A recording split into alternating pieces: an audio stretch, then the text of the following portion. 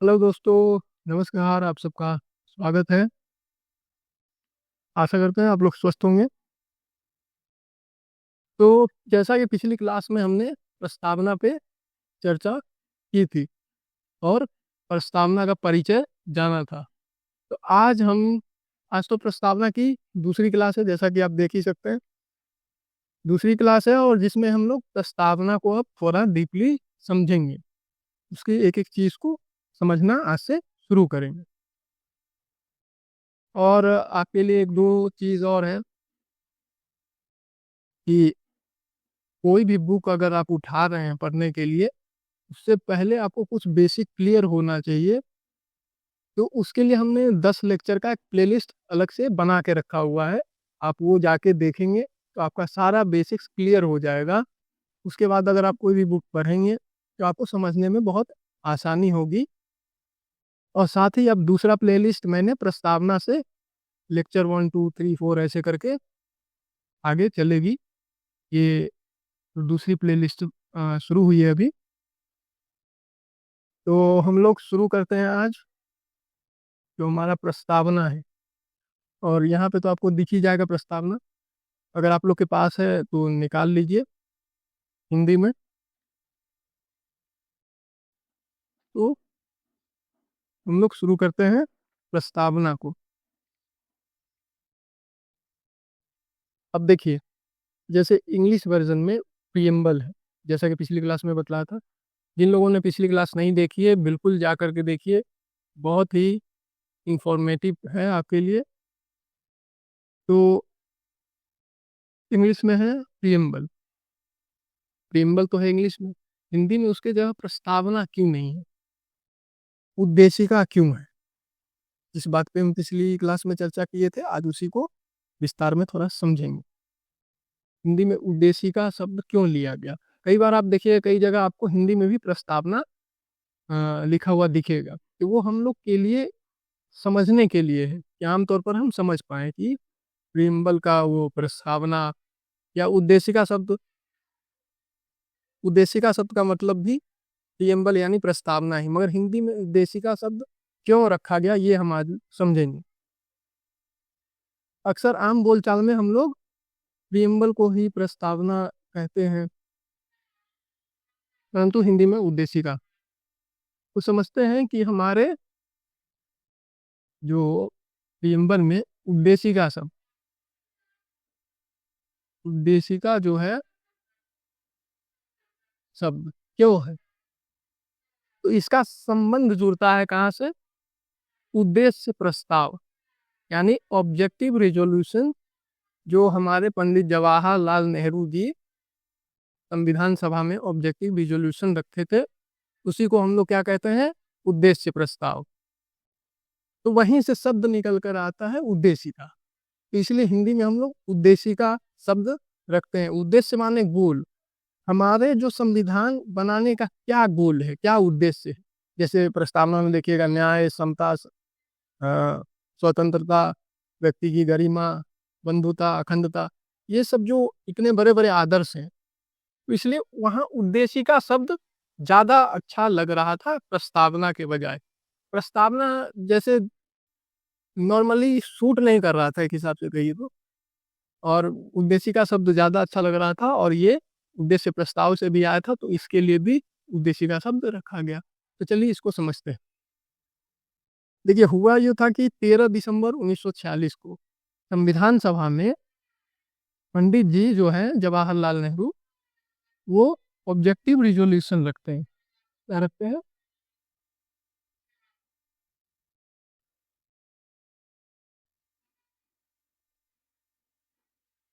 जिसको हम हिंदी में क्या कहते हैं, उद्देश्य प्रस्ताव।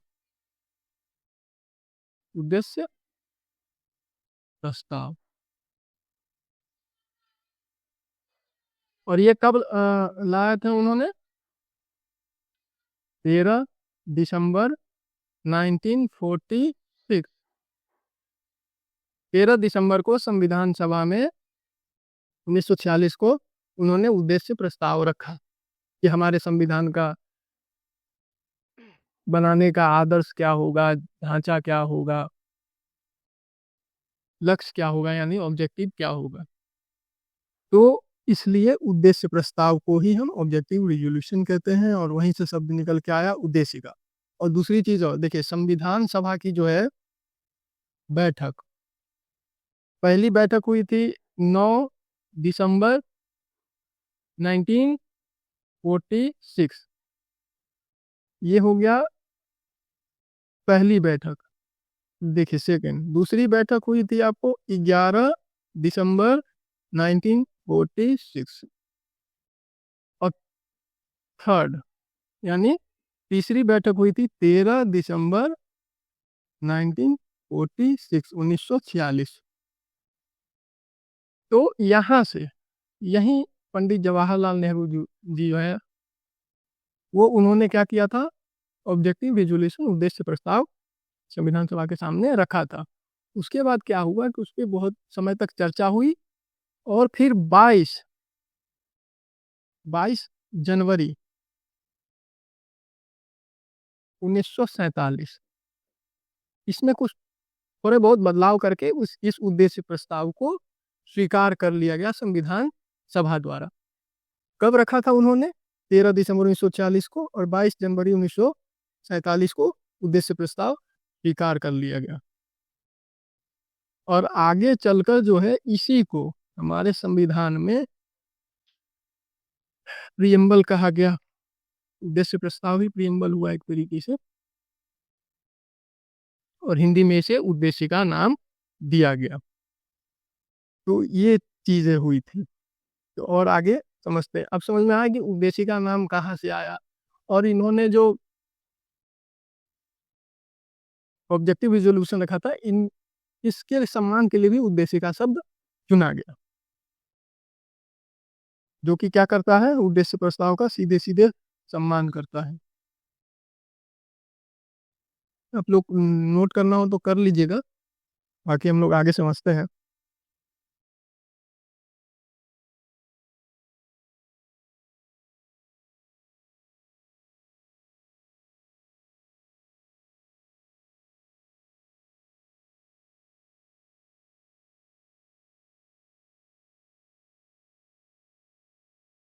समझ गए कि उद्देशिका शब्द क्यों लिया गया, प्रस्तावना क्यों नहीं?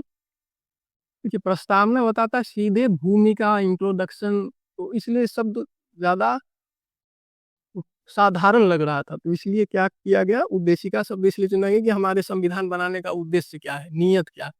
तो हिंदी में उद्देशिका इसलिए लिया गया।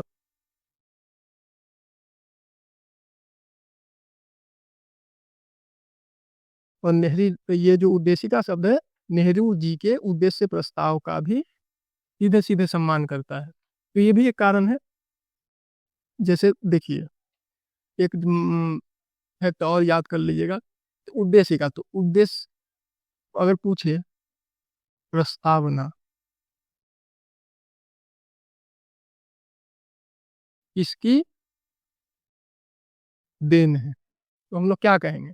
मान लीजिए ऑप्शन ए में अगर आपको दे दे पंडित जवाहरलाल नेहरू, ऑप्शन बी में दे दे doctor Rajendra Prasad, option C में आपको दे देते हैं डॉक्टर अंबेडकर, और डी में दे देते हैं महात्मा गांधी। तो ज्यादातर लोग गलती क्या करेंगे, संविधान और सीधे जोड़ देंगे अम्बेडकर साहब से, और कहेंगे प्रस्तावना भी उन्हीं के दिन होगी। तो ज्यादातर लोग क्या करते हैं, हो सकता है ये टिक मार दे अम्बेडकर जी पे। पर प्रस्तावना किसकी देन है, तो पंडित जवाहरलाल नेहरू, हमेशा ये ऑप्शन सही होगा। तो एग्जाम के भी दृष्टि से आप लोग को थोड़ा बहुत चीज थोड़ा गहराई में समझना चाहिए। तो पंडित जवाहरलाल नेहरू, प्रस्तावना किसकी देन है, पंडित जवाहरलाल नेहरू। अब प्रस्तावना के विषय में एक दो बातें और बता दूं। जैसे देखिए, विश्व में सबसे पहले जो प्रस्तावना या संविधान जो लिखित है, वो कहाँ है, तो हमारा यूएसए में है, अमेरिका में। तो प्रस्तावना का जो कॉन्सेप्ट है, संकल्पना है, यानी जो विचार है हमारे देश में, वो कहाँ से आया, तो आया हमारा यूएसए से। कि जैसे अमेरिका के संविधान में प्रस्तावना है, उसी तरह हमारे भी देश के संविधान में प्रस्तावना होना चाहिए। तो लिख लीजिए प्रस्तावना का कॉन्सेप्ट कहाँ से आया, या संकल्पना कहाँ से आया, तो यूएसए से, यूएसए से आया, क्योंकि दुनिया में सबसे पहले संविधान और प्रस्तावना एक तरीके से देखा जाए मॉडर्न टाइम में तो वहीं बनी 1789 में शायद, हाँ। उसके बाद देखिए, ये तो हो गया अपना यूएसए से। अब देखिए प्रस्तावना का जो विषय वस्तु, जैसे जैसे उसमें है हम भारत के लोग, इसी तरह तो प्रस्तावना का विषय वस्तु कहाँ से प्रभावित है, किस देश से, तो हमारा हमेशा जवाब क्या होना चाहिए, ऑस्ट्रेलिया।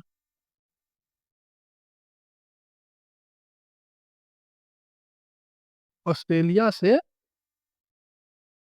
प्रभावित है, ऑस्ट्रेलिया से प्रभावित है। एक जो हमारा लैंग्वेज और कॉन्सेप्ट है कहाँ से प्रभावित है प्रस्तावना का, ऑस्ट्रेलिया से।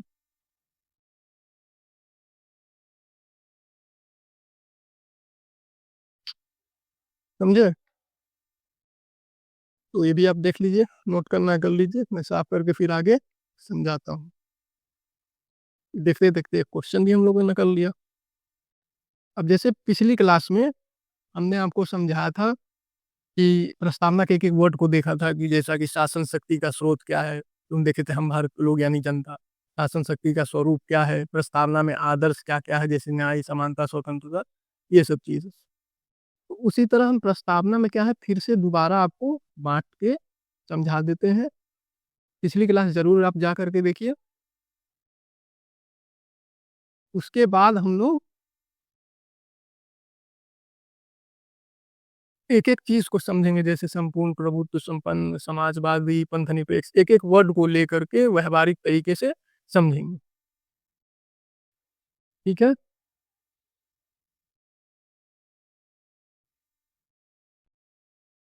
तो चलिए समझते हैं। तो पिछली क्लास में जैसे बताया था फिर से हम लोग बांटते हैं समझने के लिए। जैसे देखिए प्रस्तावना में,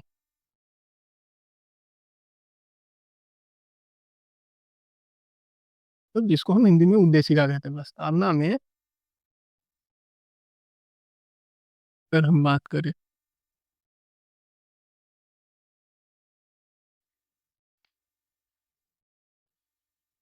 प्रस्तावना में क्या है,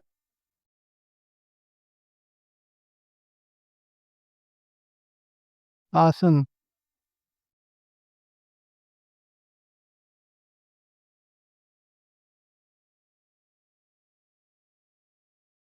क्या है,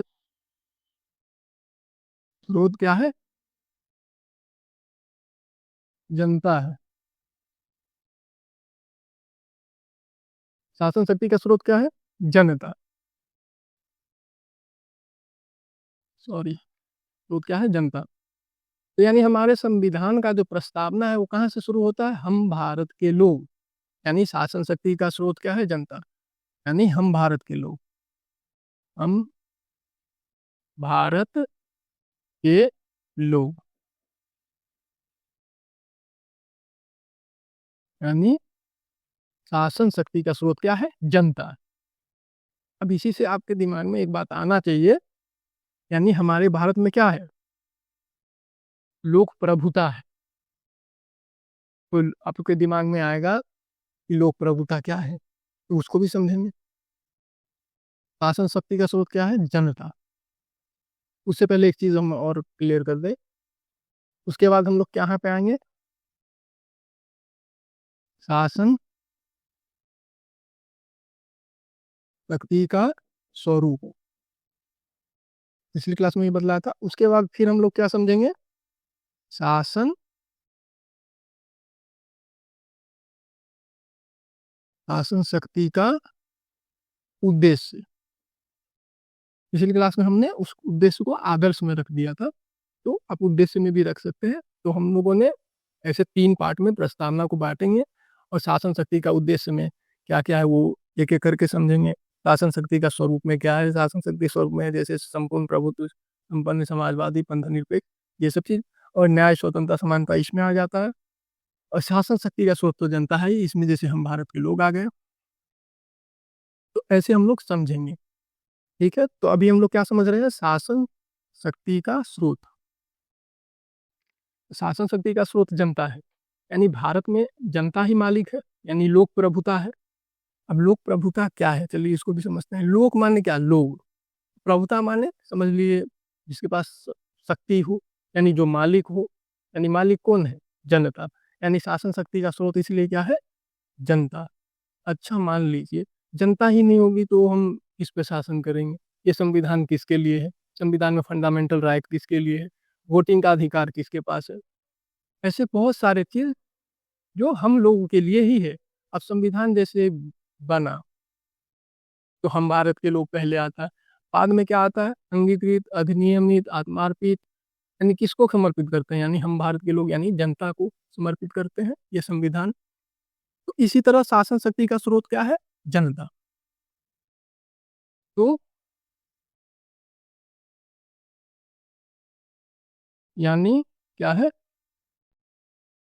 लोक प्रभुता है। लोक प्रभुता है, यानी हमारा संविधान क्या? लोक प्रभुता को मान्यता देता है। हमारा संविधान लोक लोक प्रभुता को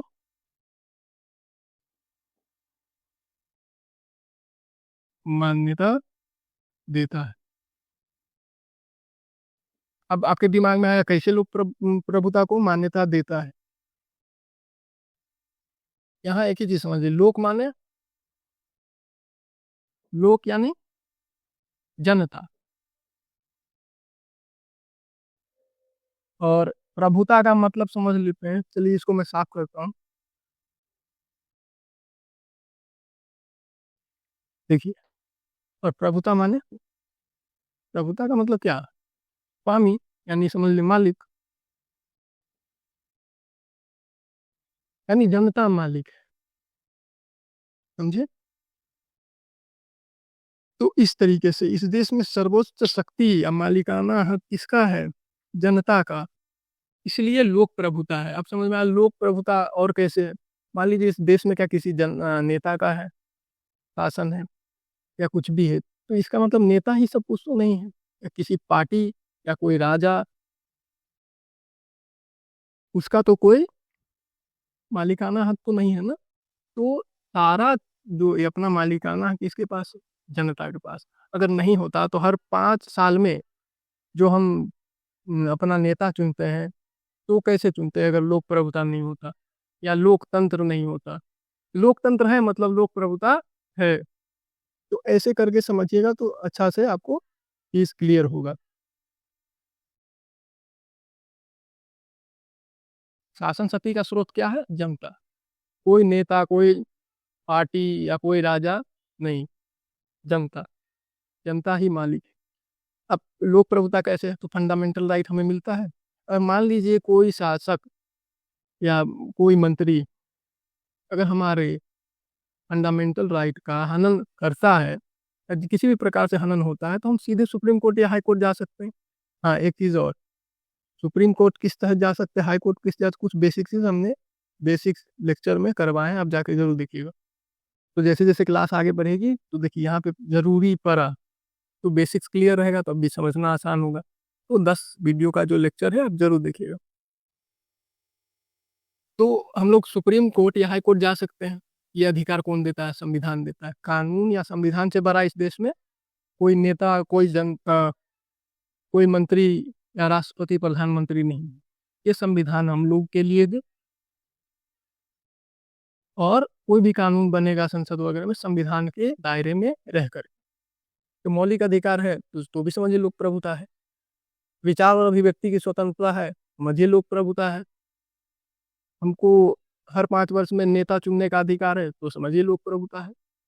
अगर यहाँ लोकतंत्र है तो लोक प्रभुता है ही।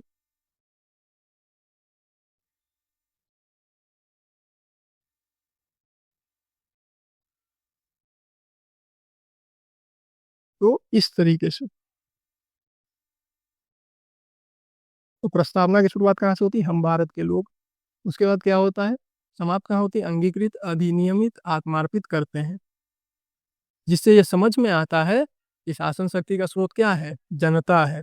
अंगीकृत का मतलब होता है स्वीकार करना, अ, अधिनियमित का मतलब लागू करना, और आत्मार्पित का मतलब देश को समर्पित करना, यानी जनता को समर्पित करना, एक तरीके से ऐसे समझ।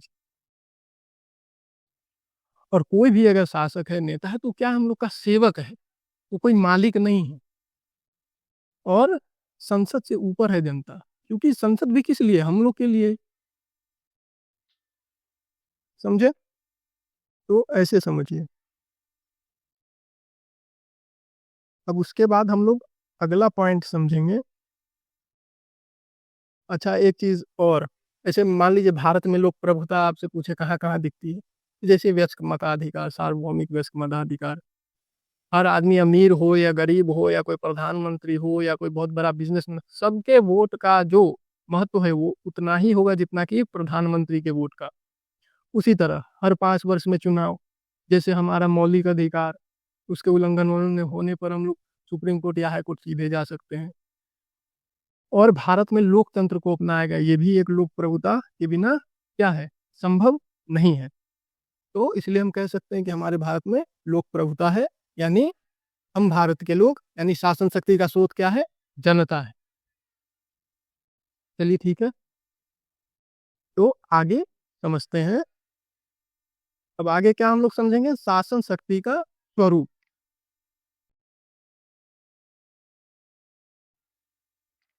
तो चलिए समझते हैं। शासन शक्ति का स्रोत तो हो गया, स्वरूप समझते हैं।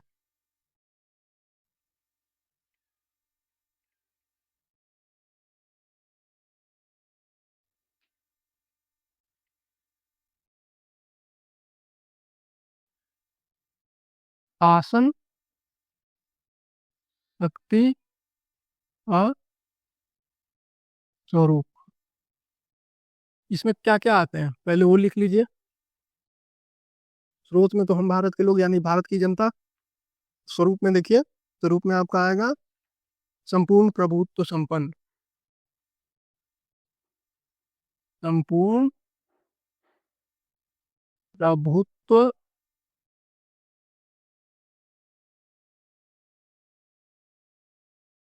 संपन्न। उसके बाद क्या आएगा? समाजवादी।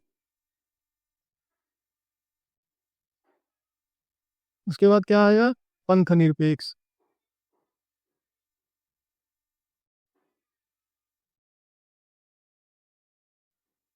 पंथ निरपेक्ष और धर्म निरपेक्ष में अंतर हम लोग समझेंगे बाद में, जैसे जैसे टॉपिक बढ़ेगी आगे।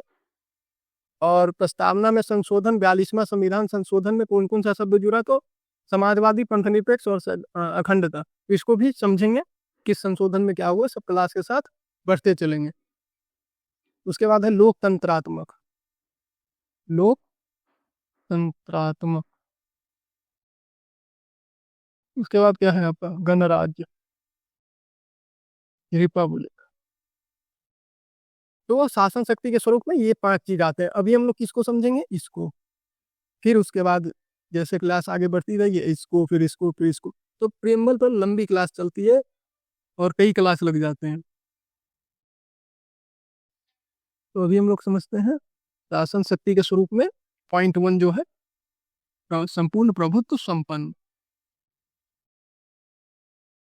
अब इससे आप क्या समझते हैं? संपूर्ण प्रभुत्व संपन्न से आप क्या समझते हैं? इसका अगर व्यवहार में, अगर छोटा सा एक लाइन से अगर हम समझे व्यवहार में, यानी समझिए कि अपने घर का मालिक आप खुद हैं। आपको किसी भी मामले में किसी बाहरी या किसी का कोई हस्तक्षेप नहीं है। इसका यही मतलब समझिए। उसी तरह भारत अगर हमारा घर है तो हम उसमें संपूर्ण प्रभुत्व संपन्न है। भारत क्या है? संपूर्ण प्रभुत्व संपन्न। इसमें प्रस्तावना में ये शब्द है। तो इस संपूर्ण प्रभुत्व संपन्न का सीधा मतलब ये है कि संपूर्ण प्रभुत्व संपन्न से तात्पर्य लिख ही लीजिए, यहाँ लिख देता हूँ। अब लिखिए से तात्पर्य एक ऐसे ऐसे देश से है जो क्या, जो अपने आंतरिक और बाह्य मामलों, आंतरिक और बाहरी मामलों में निर्णय लेने में वो स्वतंत्र है। किसी के दबाव में कोई निर्णय नहीं लेना है, अपना खुद के बल पे सक्षम है निर्णय लेने के लिए। आंतरिक और बाहरी मामलों में स्वतंत्र,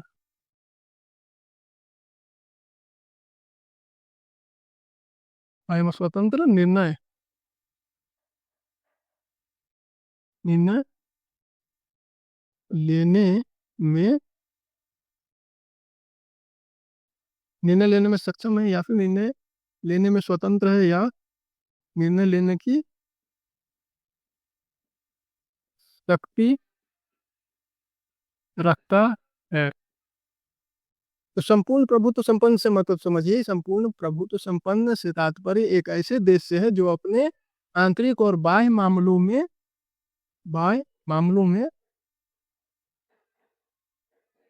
स्वतंत्र निर्णय लेने की शक्ति रखता है, यानी स्वतंत्र निर्णय लेने में सक्षम है। क्या बोले पहला लाइन, ये समझिए जैसे आप अपने घर के मालिक हैं, आप अपना हर निर्णय लेने में सक्षम है। उसी तरह अब यहाँ आप लोग नोट करना कर लीजिए, एक ऐसे देश से है जो अपने आंतरिक और बाह्य मामलों में निर्णय लेने के लिए स्वतंत्र है या शक्ति रखता है या सक्षम है। जैसा आप बना पाए उससे भी आप लिख सकते हैं। तो चलिए मैं आप करता हूँ। अब आंतरिक और बाह्य मामले, इसको भी समझते हैं, क्या आंतरिक और क्या बाह्य।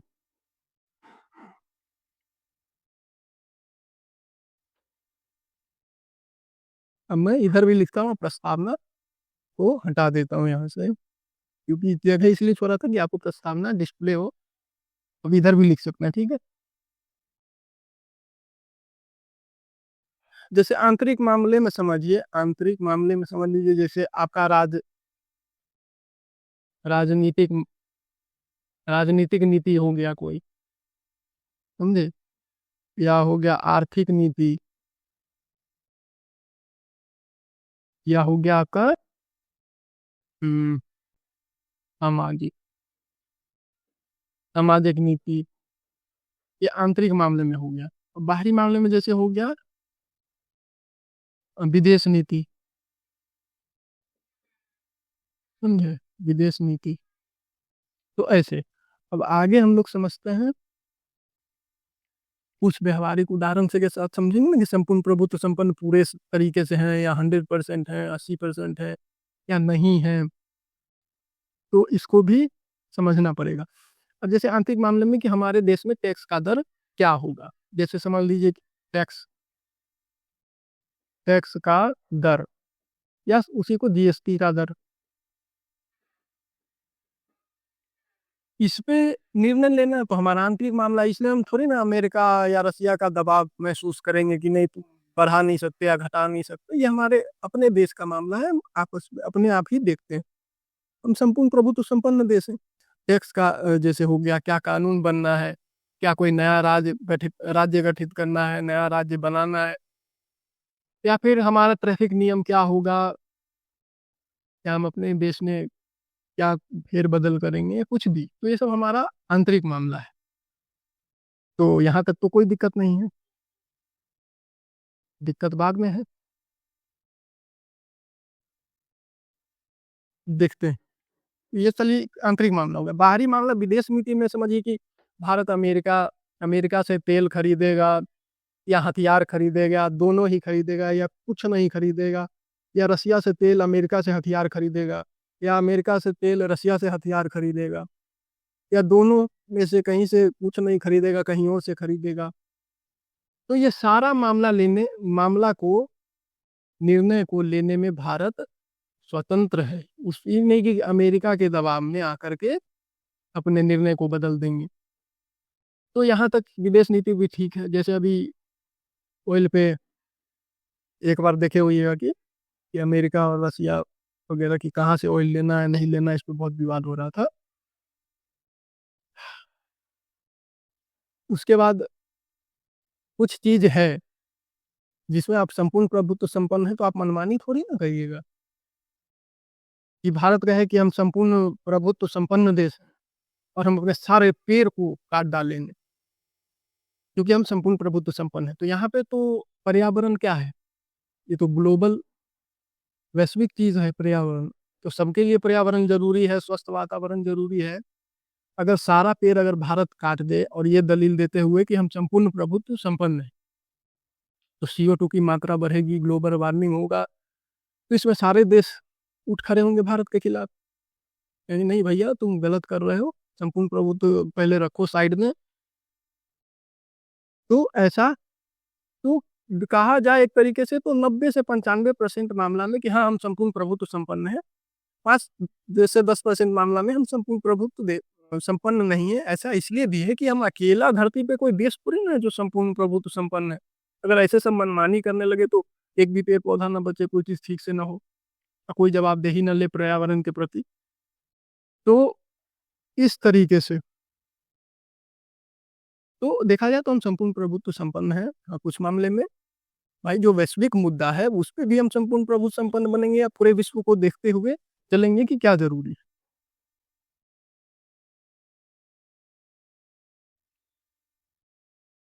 क्योंकि पर्यावरण कोई एक देश का मामला नहीं है। अब जैसे बहुत सारे अंतर्राष्ट्रीय संधियां होती हैं, तो जिसमें क्या हुआ था, पेरिस जलवायु संधि समझौता, और इसके अलावा भी UN में कई संधियों पर भारत ने हस्ताक्षर किए हुए हैं। तो इसमें भी संपूर्ण प्रभुत्व संपन्न का दलील थोड़ी ना चलेगा, नहीं चल सकता है। और भारत ने खुद कहा है कि भाई हम पर्यावरण की रक्षा करेंगे। जैसे अभी देखिएगा कि हाइड्रोजन ट्रेन और सोलर प्लेट और पता नहीं 100% इथेनॉल 5% से शुरू हुआ था। इस पे भी मैंने वीडियो बनाया है। अब उसी बेसिक में बहुत सारे एग्जाम्पल से हमने इसको समझाया। E5 से शुरू हुआ, E10, 20 या 50, 100 तक पहुंचने वाला है। क्या अब 100% इथेनॉल पे गाड़ी चलेगी? परंतु इसमें कहाँ तक सफलता मिलेगी, क्योंकि इथेनॉल वाली जो इंजन है प्रॉपर वर्क नहीं कर पाती जो इथेनॉल पे चलती है। ये चीज देखा है कई बार, इथेनॉल के नाम पे पानी मिलाया होता है। बहुत सारे मुद्दे अभी उभर के आ रहे हैं, आप लोग सोशल मीडिया पे तो देखते ही होइएगा। अब जैसे अन्य वैश्विक मुद्दे अगर हम लोग देखें तो संपूर्ण प्रभुत्व संपन्न है भारत। अब कहे कि हम संपूर्ण प्रभुत्व संपन्न देश है और हम परमाणु बम कहीं भी फेंक सकते हैं। एक तरीका ऐसे ही समझिए कि हम परमाणु बम कहीं भी गिरा सकते हैं। तो इसके लिए भी ये परमाणु तो कोई एक देश की बात नहीं है, ये भी पूरा विश्व भर का बात है। तो न्यूक्लियर सेफ्टी रूल भी है इसके लिए, परमाणु सेफ्टी रूल। ऐसे ही नहीं कि हम कहीं पे परमाणु फेंक देंगे संपूर्ण प्रभुत्व संपन्न है तो। और जैसे अपना देख लीजिए ह्यूमन राइट, कि मान लीजिए कोई देश अपने अंदर ही अपने जनता का मार काट कर रहा है, जान माल की खूब हानि हो रही है, दंगे हो रहे हैं, बहुत सारी चीज। तो इसमें भी लोग बोल सकते हैं कि ये ठीक नहीं है, क्योंकि ये भी सिर्फ आंतरिक मामला है। ये तो दलील नहीं देगी ये मेरे देश का आंतरिक मामला, भीतर में हम अपने देश के सीमा के भीतर किसी को मार काट डालें। तो ह्यूमन राइट वाले दबाव बनाएंगे, सब हस्तक्षेप करेंगे, सवाल पूछेंगे, फिर आपको वैश्विक अदालतों तक घसीटा जाएगा।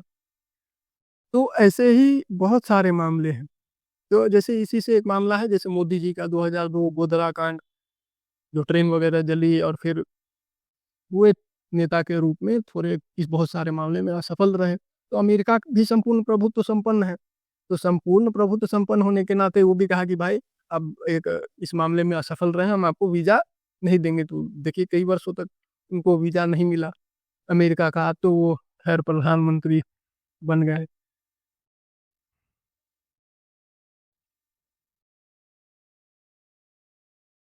तो इसी तरह 5-10% जो मामला है जो वैश्विक स्तर का है, जिसमें बहुत सारी चीज़ें हैं। तो अब कोरोना तो भाई वैश्विक महामारी था।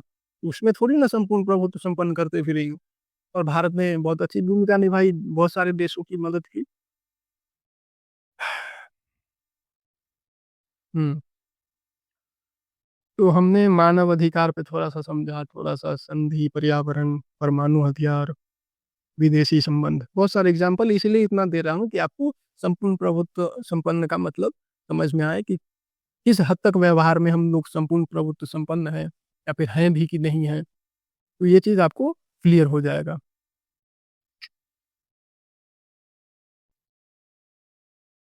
तो फिर हम लोग आगे देखते हैं। जैसे एक एग्ज़ाम्पल और लेते हैं।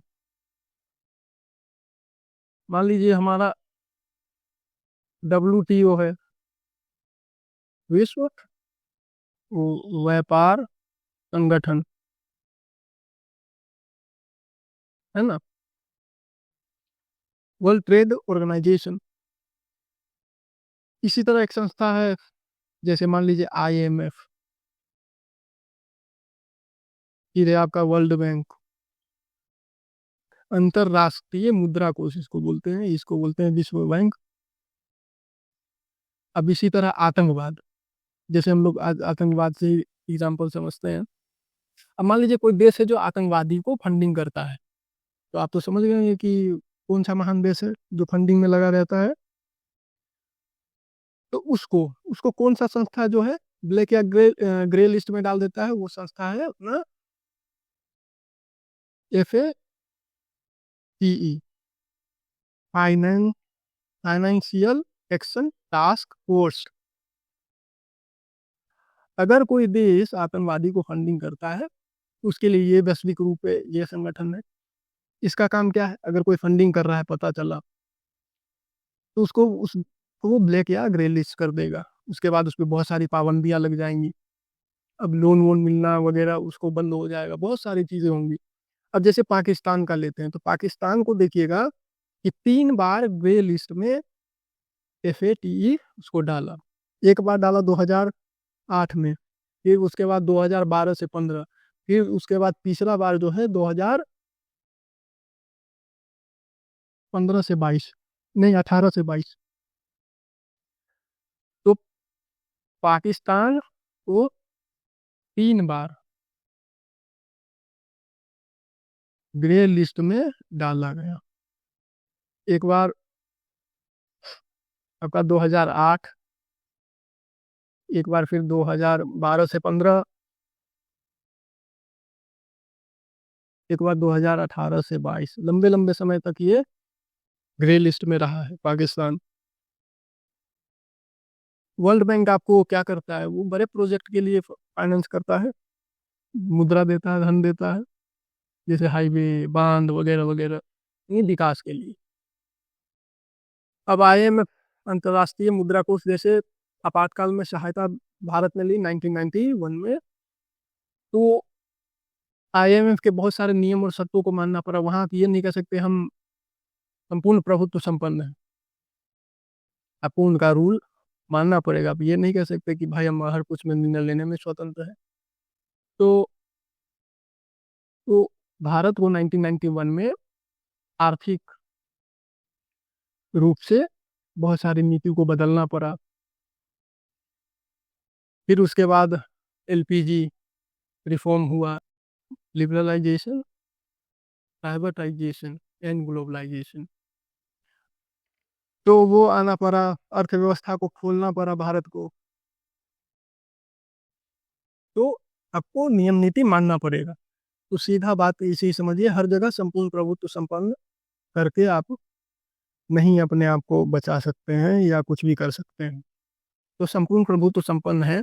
हाँ, बहुत सारे वैश्विक मुद्दे हैं जो सबके लिए समान रूप से काम करता है, तो वहाँ संपूर्ण प्रभुत्व संपन्न नहीं। आप अपने लिए हैं, आप अपने घर में, अब ये नहीं कि किसी को आप सड़क पे जाके जैसे हमने कहा कि आप अपने घर के मालिक हैं, आप अपने निर्णय लेने में स्वतंत्र हैं। इसका मतलब थोड़ी ना कि आप बाहर जाएँगे और किसी का सर फोड़ डालेंगे, कि हम संपूर्ण प्रभुत्व संपन्न हैं, तुम्हारा सर तोड़ेंगे, ऐसा कुछ नहीं है। ये सब ऐसे ही व्यावहारिक एग्ज़ाम्पल से आपको समझा रहा हूँ कि चीज़ क्लियर हो जाए। अब मान लीजिए जैसे हमारा कौन है, विश्व व्यापार संगठन, ये हर देश के ट्रेड को देखता है।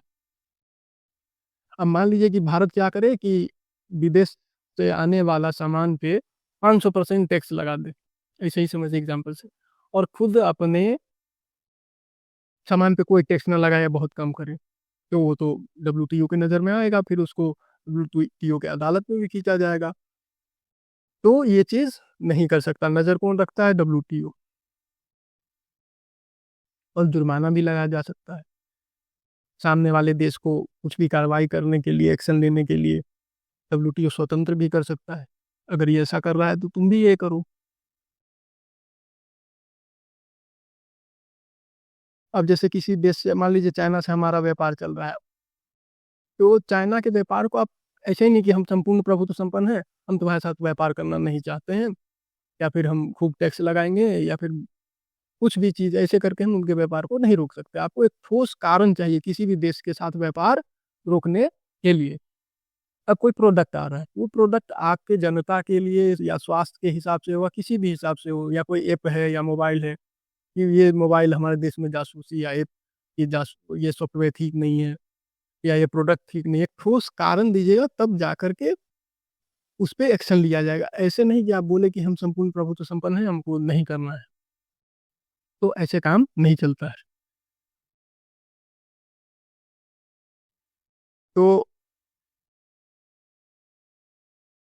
तो संपूर्ण प्रभुत्व संपन्न। तो चलिए इस लेक्चर को अब यहीं पे विराम देते हैं, फिर अगला टॉपिक क्या होगा, समाजवादी, पंथनिरपेक्ष, इस सबको लाइन बाय लाइन हम लोग समझेंगे। चलिए बहुत बहुत धन्यवाद, मिलते हैं अगली क्लास में। यानी प्रियम्बल की तीसरी लेक्चर, आने वाली लेक्चर जो है हमारी। चलिए आप लोग स्वस्थ रहिए, बाय बाय, मिलते हैं। आशा करते हैं आप लोग समझ गए होइएगा। बहुत ही साधारण तरीके से एग्जाम्पल के साथ समझाया, बहुत डिटेल में, उतना गूढ़ तरीके से हमने आपको नहीं समझाया, नहीं तो सर के ऊपर से निकल जाता। तो चलिए मिलते हैं अगले क्लास में।